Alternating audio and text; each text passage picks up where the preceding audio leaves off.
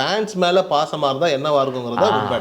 சூப்பர்ண்ணா. ஸோ அவங்க அந்த ஃபேன்ஸுக்கு என்ன நான் பண்ண போகிறேன், என்னவா இருக்க போகுது, அவங்க என்னென்ன மாதிரி என்னை ரசிக்கணும்னு ஆசைப்படுறாங்களோ அந்த 2.5 மணி நேரம் தேட்டரில் வந்து நீங்கள் இதை பாருங்கள் அப்படிங்கிற அந்த ஒரு படமாக தான் இந்த படத்தை நான் பார்க்குறேன். அதனுடைய முன்னோட்டமாக தான் இந்த பாடலையும் பார்க்குறேன், இந்த பாடலுடைய வரிகள் பார்க்குறேன். ஏன்னா குறிப்பாக இந்த பாடலுடைய வரிகள் ரொம்ப நல்லாவே இருக்குது.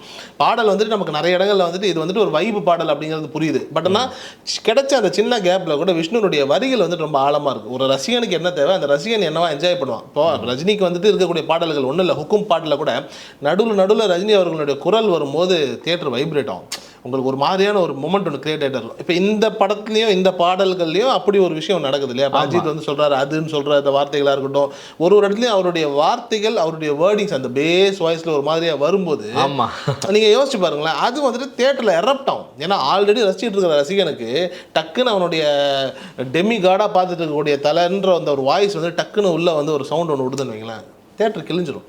அந்த ஒரு டாக்டிக்ஸ், அந்த ஒரு கணக்கு வந்துட்டு பர்ஃபெக்டாக அந்த பாட்டில் ஃபிக்ஸ் பண்ணியிருக்காங்க.